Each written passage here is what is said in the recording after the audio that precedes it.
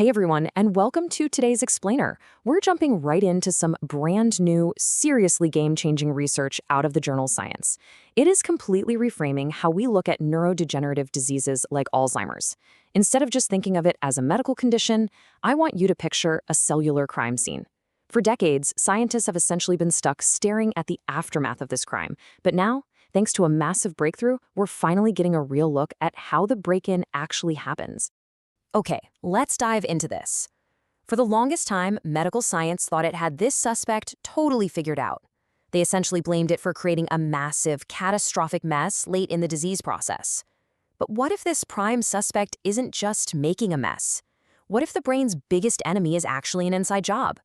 Think about it. What if it's secretly infiltrating and actively destroying our brain's microscopic power plants long before a person ever shows even a single symptom of cognitive decline? Chapter 1. The Usual Suspect, Tau. To really understand this inside job, there are two forms of this protein we've got to keep in mind. First up is your standard tau protein. Historically, tau is famous in the medical world for its nasty habit of clogging up the brain. In Alzheimer's and similar diseases, chains of this molecule twist into these dense tangles inside our neurons, literally choking the cells out. But researchers have zoomed in on a specific, modified version called p-tau. That stands for phosphorylated tau. This happens when enzymes tag the protein with chemical phosphate groups, which makes it incredibly prone to misfolding and clumping up. For years, therapies have tried to stop this clumping, but honestly, with pretty limited success. It left researchers scratching their heads, wondering, is tau actually driving the disease, or is it just a byproduct of it? Well, before we get into the nitty-gritty of the crime itself, I want to share a quote from neuroscientist Kenneth Kosick over at UC Santa Barbara. He says, "I think this paper will reinvigorate the idea that modifying tau is going to be a possible therapeutic approach." I want to highlight this right up front because this explainer isn't just about a grim disease. It's the story of a major, truly optimistic breakthrough. We're talking about a completely fresh direction that's opening up wild new therapeutic possibilities for patients. Chapter 2. Sneaking into the power plant.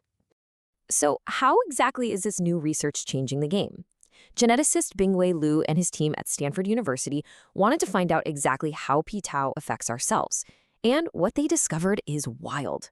Tau plays a much earlier, way more insidious role than just clumping up later on. It actually sneaks directly into the cell's power generators, the mitochondria.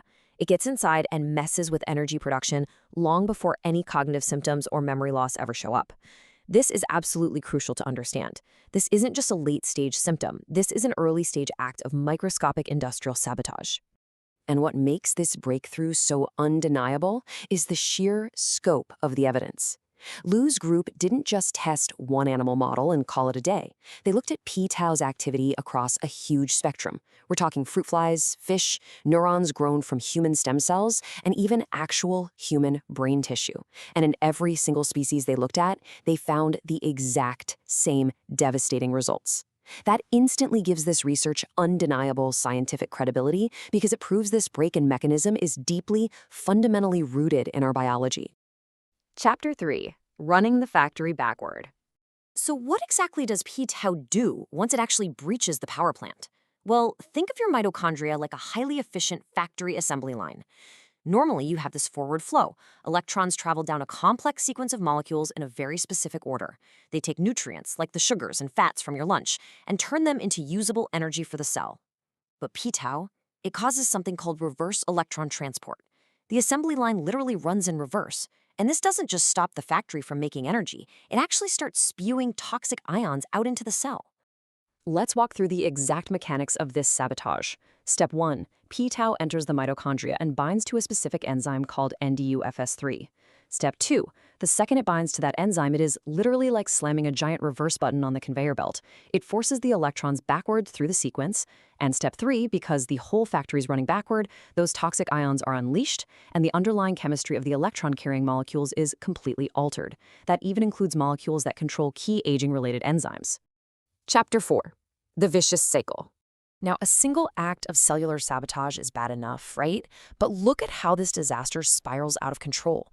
We already know it halts energy production and releases toxic ions that wreck DNA and proteins. But look at that last point on here. That reverse electron transport actually triggers biological pathways that add even more phosphate groups to tau. Basically, the sabotage creates more of the saboteur. It's a vicious cycle that just runs totally unchecked. And by the way, this perfectly explains a long-standing medical mystery. It tells us exactly why people developing Alzheimer's struggle to metabolize glucose very early on, way before any physical tau tangles show up on a brain scan. You might be wondering, why on earth would our cells even have a reverse gear in the first place? Well, neurologist Russell Swerdlow offers a fascinating theory on this. He suggests it's actually an evolutionary feature, not a bug. Reverse transport might normally act as a kind of toggle switch, helping neurons survive temporary stress by flipping between energy production and other protective functions. The issue is that a flood of p-tau basically leans on that switch and breaks it entirely.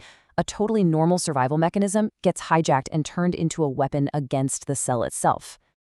Chapter 5. Stopping the Sabotage. Okay, let's shift gears to the good news, because knowing exactly how the crime is committed means we finally know how to stop it. We are seeing some incredible data coming out of animal models right now. Researchers have been testing an experimental drug called CPT. And the way CPT works is honestly brilliant. It binds to that exact same NDUFS3 enzyme we talked about earlier. By doing that, it basically crowds out the p-taus so it can't bind, completely preventing that toxic reverse electron transport. Just look at the results here. The untreated mice, they kept showing cognitive deficiencies and brain inflammation. But the mice treated with the CPT drug, they actually performed better on cognitive tests and showed significantly less neurodegeneration. By simply blocking the saboteur's access to the power plant, they completely reverse the damage. Now, if you're wondering how long it'll take for this to help actual people, this timeline is moving fast. Right now, aggressive animal testing of CPT is happening at a biotech company called Saboteur, which was actually co-founded by Bingwei Liu. And based on how strong this initial data is, they're hoping to launch human clinical trials within just 2 years. For a potential neurodegenerative treatment, moving from lab discoveries to human trials in that timeframe is an incredibly rapid pace. The reason the scientific community is so hyped about this is perfectly summed up by Dr. Liu himself. He says, "This is one way to get rid of bad tau without depleting normal tau." This is huge, guys. We still don't fully understand all the normal, healthy functions tau has in the brain. So if we just went in and carpet bombed all the tau with drugs, it could cause massive side effects. But CPT is like a sniper.